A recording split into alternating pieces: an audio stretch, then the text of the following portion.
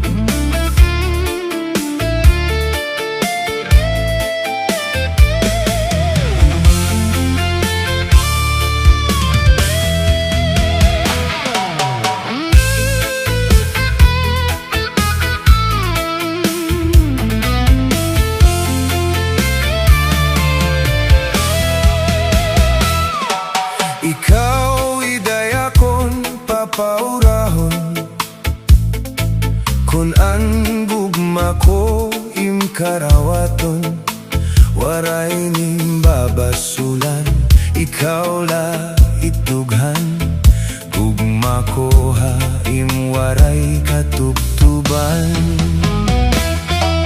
iday waray ba nga pinalangga laomi nga ikaw gudla kon pananglitan man gugma mo ha akon mawara bisan san o maghulat ako hain pinalangga ikaw gudla ang kalipay ko nga ungod lus ay nga gugma hain mo ko iktatangkod laomi day nga diri basta mapapara magpapabilin ka akong dugan di mawawara ikaw gudla ang kalipay ko nga ungod lus ay nga gugma haimo ko itatangkod laomi day nga diri basta mapapara magpapabilin ka akong dugan di mawawara